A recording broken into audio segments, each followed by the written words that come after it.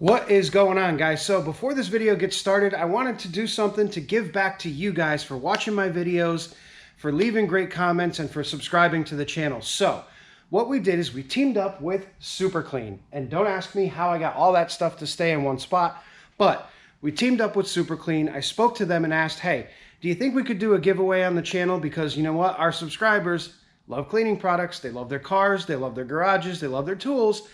And they need something to clean it with. And Super Clean was on board 100%. So what we're offering is basically we're doing a giveaway for every product that you see here. We got Super Clean in the original fashion. We have Super Clean foaming, Super Clean all-wheel cleaner, the Super Clean floor absorbent, and the aerosol can of Super Clean. Now this stuff is absolutely incredible. And all you have to do to win this stuff is go down in the comments and leave me a comment as to why you think you need Super Clean and how it's going to help you out. And what we'll do is on December 15th, we're actually going to go into the comments and we will choose a random winner from the comments, and you will win this entire package directly from Super Clean. Now, a couple of rules to the contest. Number one, you must have a U.S. shipping address. We cannot ship this stuff outside of the United States. So, U.S. shipping address. Leave your comment down below. No ridiculous comments, guys. Save it because this stuff is super cool. And good luck to everyone. So now, let's get to the video.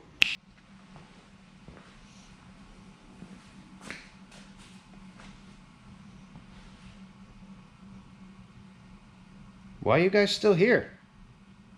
We were supposed to get to the video. Did the YouTube magic not work again? Let's try one more time.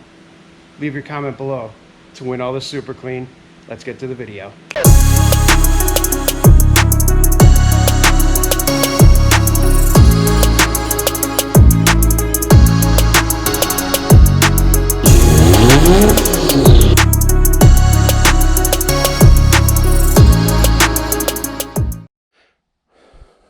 Well, guys, you probably saw this guy in the background in the last video. And the reason being is because we ordered something.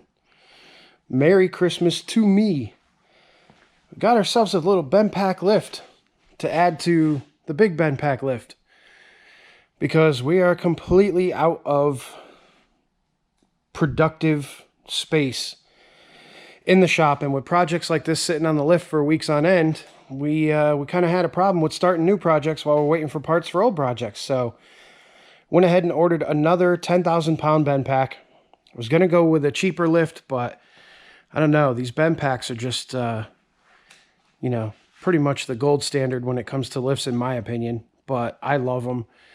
And so we got another BendPak, 10,000 pound. This one is standard height. That one has the extensions up on top. I'm sure you can see there's 2-foot extensions on top. That one will do all like vans with ladder racks and such. And this one is literally just minus those 2-foot sections. So we're going to go ahead and get this thing unpackaged and see if we can't start setting it up.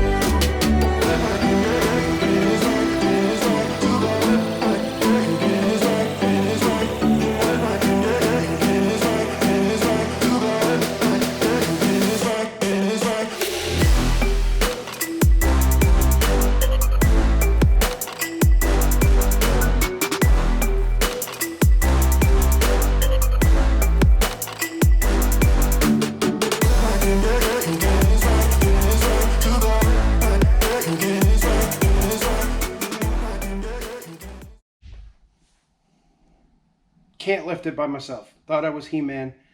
I'm not He-Man. Those things are heavy. So we're waiting for reinforcements to get here. Should be here shortly. And then we'll get them up in the air.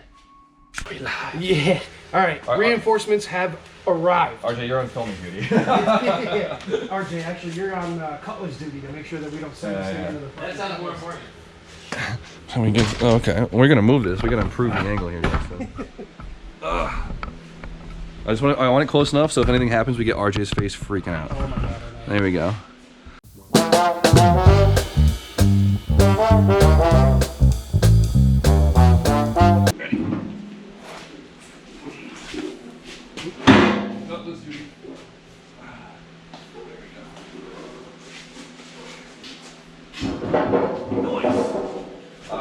You can put the leaf on.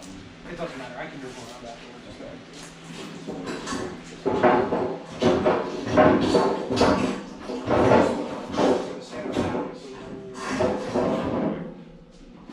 Oh, that, yep, that makes a lot of sense. So this one's going on this side, this one's going on that side. Yeah. So you gotta watch over the camera. Boys ready? That's all you, Justin. That's all you.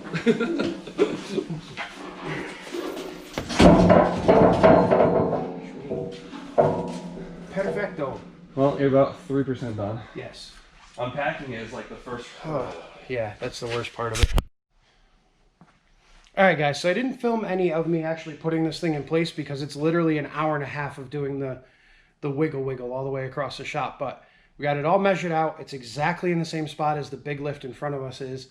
And now we just got to start bolting things down. We'll get the top plate on it, and then it's plumbing, wiring, and we got a lift. So let's get to it. Okay, so now that we have our posts in place where we need them, we need to start installing these bolts. Now what we're going to do is we're going to be drilling a 3/4 inch hole in the floor. These, I believe, are about 6 inches long or so.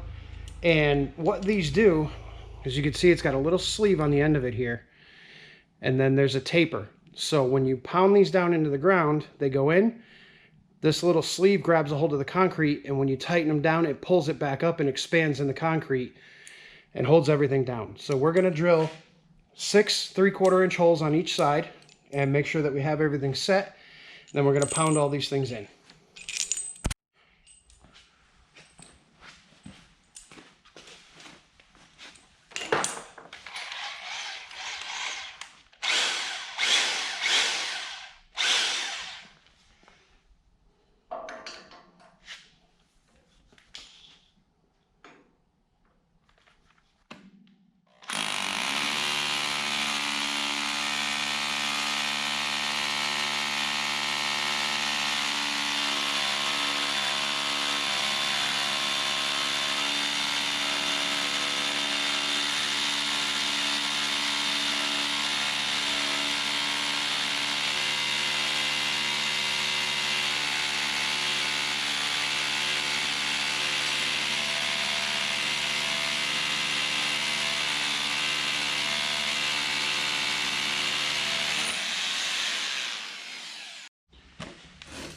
All right, so we drilled the hole out, hit it with the vacuum.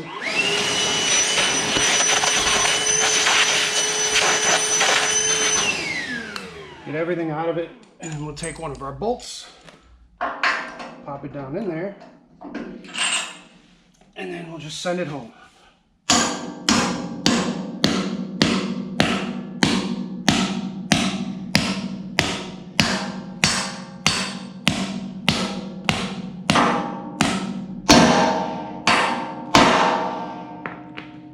And then we're just going to repeat the process for all 6 of those.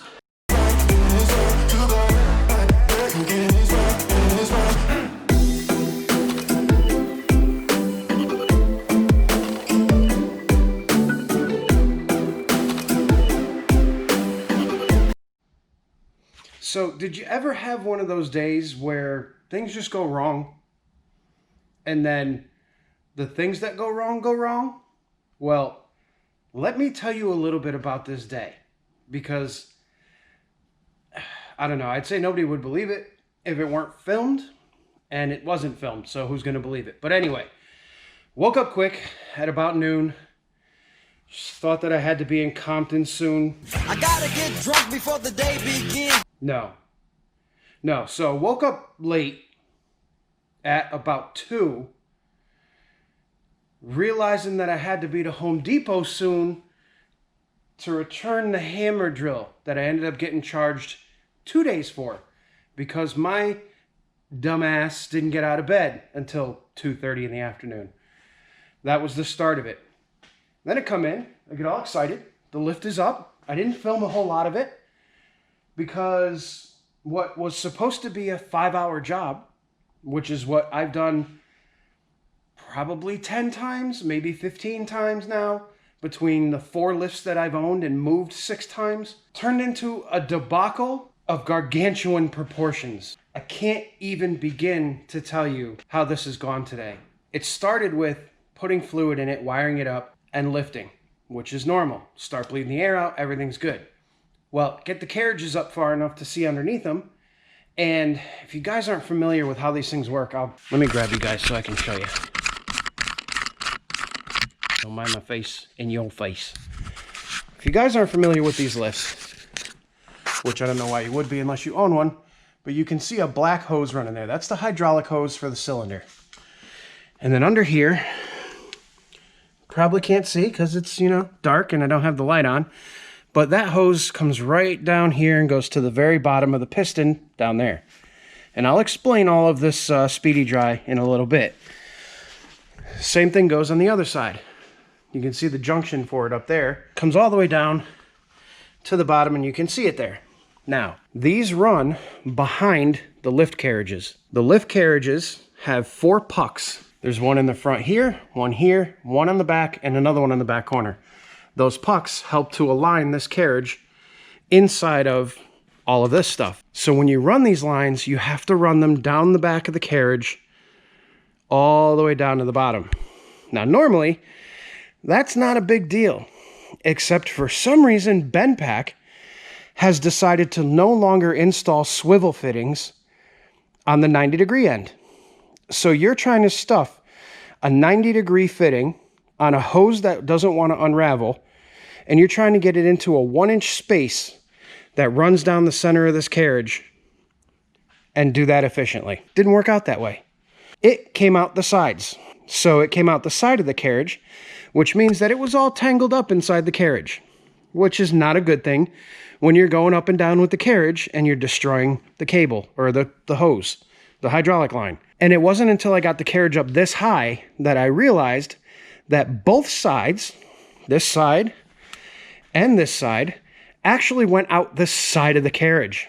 So now you say, why is this a big deal? Just disconnect the hose and quit being a bitch and just reroute the hoses. Well, the system at this point was full of about 2.5 gallons of transmission fluid, and the pistons were halfway up, which means all of that 2.5 gallons of fluid was in the pistons. Now I have to disconnect these lines with no way to drain the system because they don't make these systems drainable. The only thing you can do is drop the carriages to the bottom and let all the fluid push out of the pistons. But that's not an option when these are up that high because the piston won't come all the way down. So we ended up with a transmission fluid geyser on this side and probably about 1 gallon of fluid on the floor, which it looks a whole lot better now because I just spent an hour cleaning it all up. And then over here, we got a little bit better off because all the fluid came out on the other side. We only dropped about 1/2 quart on this side. So, needless to say, once we got all the fluid cleaned up, went ahead and reran the lines. How bad could that be, right? Well, let me put you on the tripod again so I can explain this to you. So if you can imagine,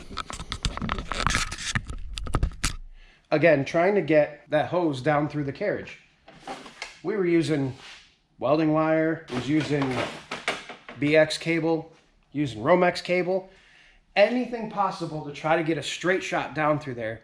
But even once you get down through there, there's a 90-degree fitting on there. When the hose just wants to spin, automatically goes through the side. So needless to say, 5 effing hours to run 2 hydraulic lines. 5 hours. Guys, I've done this lift, this exact lift, the one that's behind you guys right now and in front of me, is an XP10. That's an XP10. They're literally identical. It's just that one's 5 years old, this one's brand new. Because they changed the style of the fitting on the hydraulic lines, it is literally damn near impossible to get those things run without swearing, yelling, cursing, and throwing things. I don't know how I got through it, but needless to say, It's been one of those effing days where everything that could go wrong went wrong, and then the things that went wrong went wronger. I don't know. It's like 1 o'clock in the morning now, and I've about had it with this thing. Insert expletive. But it is done for the most part. I just need to fill it with fluid, run the wiring, and bleed all the air out of the system, and hopefully it's good. We got some more speedy dry down, soaking up the last little bit of transmission fluid that was on the ground, and yeah, we're good. So, moral of the story, don't stay up super late, don't sleep super late, because you'll end up foggy. Get good sleep, start your day off early, don't be me, don't do what I did, because when you end up like this, you want to set fire to pretty much everything you come in contact with. So, I'm going to bring you guys back once we've got the fluid in it, once we've got the electrical ran, and we're going to go over the features of this monstrosity after I verify. Oh, that's another thing. After I verify that the damn fitting on that side, which felt like it was cross-threaded from the factory, let's hope that doesn't leak, because then we got to go through this whole process again and make another mess. But I don't know. I guess we'll find out. So I'll bring you guys back tomorrow. It'll be another day. We'll fill it with fluid, tidy everything up, do the electrical on it. We'll get it fired up, and then I'll show you the features that this lift has to offer, and we'll go from there. So sorry for that crazy rant. I don't know where I was. I was out in the LBC for a minute there, but we got it. We got it covered. We got it covered. See you tomorrow. All right, guys. So after a major freak out session, which you guys normally don't see me do, but I had enough at that point. We got the lift fully installed. I didn't film the rest of it because it was really a pain in the butt. We had to do a bunch of stuff that normally I wouldn't have had to done, you know, and I attribute it, part of it, to the fact that I was lacking sleep. My judgment was way off. So, but all is well. Everything's good to go. We have a Camry here that we're going to be putting on this thing, and hopefully it lifts it. And if it lifts it, great. Then we did good. So let's get this Camry on the lift and see how our new BendPak fares.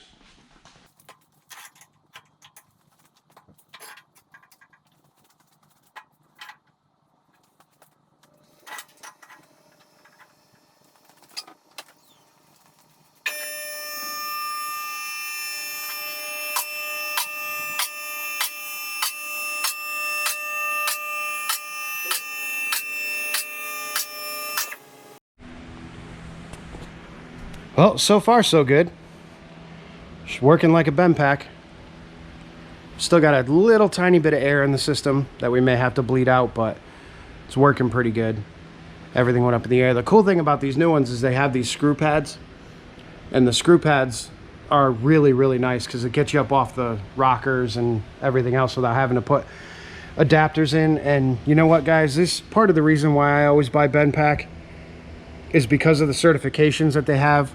You know, I like to know that something's been tested and tested thoroughly, and also it's going to be safe for me to be walking under. Now, there's plenty of lifts out there, there's plenty of options out there, and there's plenty of inexpensive options out there. But you know what? I used to have a relatively inexpensive lift, and it definitely had its caveats. There were some things that were kind of hokey, some things that were kind of but the BendPak stuff, man, it's solid. It's absolutely solid. And you know, when I'm lifting everything from small Jeeps and small cars to, you know, big heavy cars and big heavy pickup trucks and stuff like that, you want a lift that's going to be safe. You know, I mean, capacity is not necessarily the biggest scenario that you need to be looking out for, but safety is number one. You know, you don't want to have a car up on the lift and have the lift buckle and bend and everything else, or a 10,000 pound lift that when you put 10,000 pounds on it just struggles and screams and the arms bend and all kinds of other stuff. So I don't know, in my opinion, you stick with the good ones. BendPak is my choice, but there's, you know, Rotary, Forward, Challenger, there's a bunch of other ones out there, Grand Prix, which is a BendPak company, and you know, you can kind of see what the quality differences are. But I've always been a BendPak person. So now that we got this lift up and running, we can actually increase production quite significantly. All right, guys, so that's going to do it for this video. I apologize for the epic rant, but you know what? It had to be done. Sometimes you just have those days. But to cure days like that, you go down in the comments and you leave a comment, and you can win an entire line of Super Clean products. Again, do that. Couple weeks, we'll choose a winner. Make sure that you have a US mailing address, and we will get you some cool stuff for the season so that you can clean up from all those holiday meals where you make a mess. And you can clean your cars and you can do all that kind of stuff. So leave a comment down below and you could win. So big thanks to Super Clean for sponsoring this video. You guys are amazing. Thank you so much for allowing me to you know, have some products to give away to my subscribers. You guys are the best. And I'll always say that. You guys are the best. You're hooking us up. You're doing right by myself and my subscribers. So thank you, thank you, thank you, Super Clean. And we'll see you on the next video, guys.